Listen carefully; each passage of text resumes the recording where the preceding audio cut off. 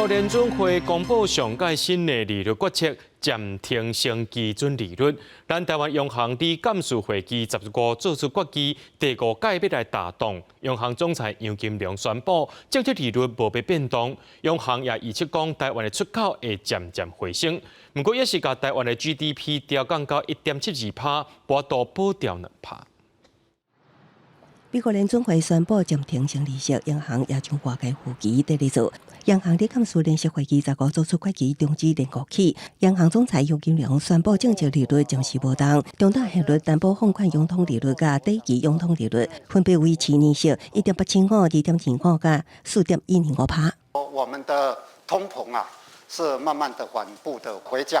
那到第四季的时候呢，我们的通膨大概会。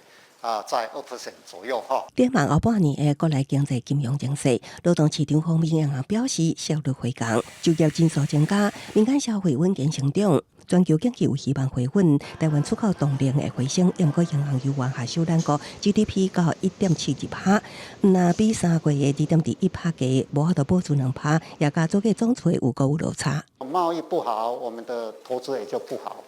那我们呢，跟主计总处不一样的地方，是在于就是说，第一个也是一样的，就是贸易跟投资的这个部分呢，我们比它下修一些；消费的这个部分呢，它比我们乐观一点。另外，平稳地权条例7月就要上路，央行无附近实施第5道拍板，针对台北市、新北市、桃园市、台中市、台南市、高雄市、新竹县市，2月16起增加规范自然人特定地区第2号买厝贷款相关成数上限7成。平均地权有平均地权，它比较偏向于什么？预售屋的部分，预售屋的这个部分。那我们的这个选择性信用管制呢，我们是另外的。我们是一个信用资源不要太过流到那个什么房地产。